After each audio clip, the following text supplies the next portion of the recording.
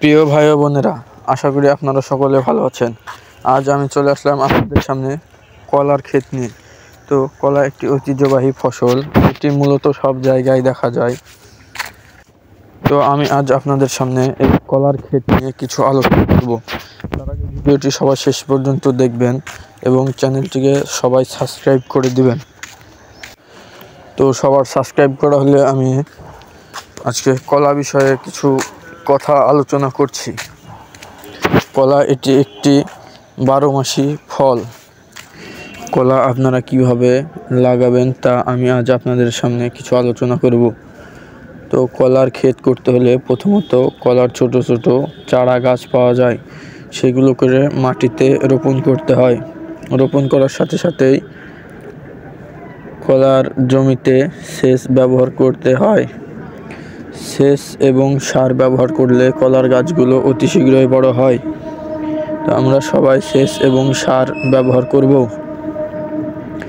তো যখন কলার গাছগুলো আস্তে আস্তে বড় হতে থাকবে, তখন আস্তে আস্তে পাতাগুলো একটা একটা করে শুকাতে থাকবে।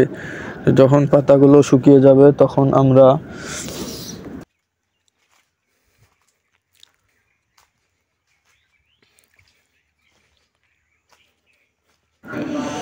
দেখা যায় যে অনেকেই গরু ছাগলের জন্য কলার পাতাগুলো কেটে নেয়।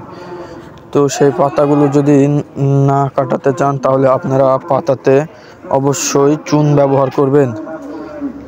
আর কলার গাছগুলো যখন বড় হয়ে কলাতে মোচা পড়বে, তখন আপনারা সেই কলাতে কীটনাশক ব্যবহার করবেন। তা না হলে কলাতে স্পট পড়ে যাবে।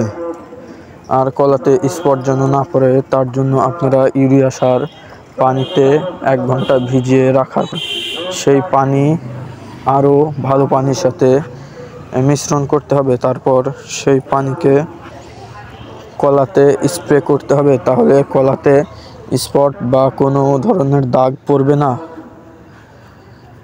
তো মাঝে মাঝে কলা যখন গাছ থেকে বের হয় তখন আপনারা সেই কলাতে স্প্রে করবেন, কীটনাশক ব্যবহার করবেন, তাহলে কলাগুলো ভালো থাকবে।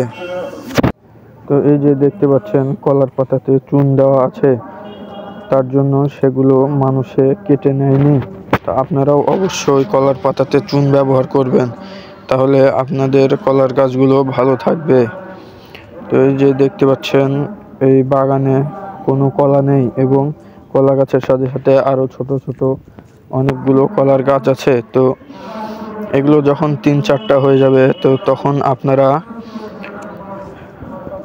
3-4টার ভিতরে একটা রাখবেন আর বাদ বাকি সবগুলো কেটে ফেলবেন।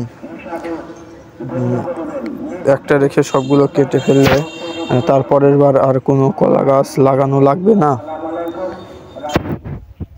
থেকে আস্তে আস্তে আবার এইরকম বড় হয়ে যাবে।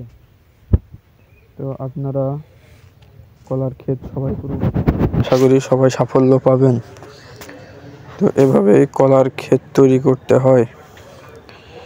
তো আমাকে আপনারা সবাই কমেন্ট করবেন পরের ভিডিওটি কোন ক্ষেত দিয়ে বানাবো, তা আপনারা সবাই আমাকে কমেন্ট করবেন। তো আমার ভিডিওটি দেখার জন্য সবাইকে আন্তরিকভাবে ধন্যবাদ জানাচ্ছি। ভিডিওটি দেখতে হলে আপনারা অবশ্যই আমাকে কমেন্ট করতে ভুলবেন না।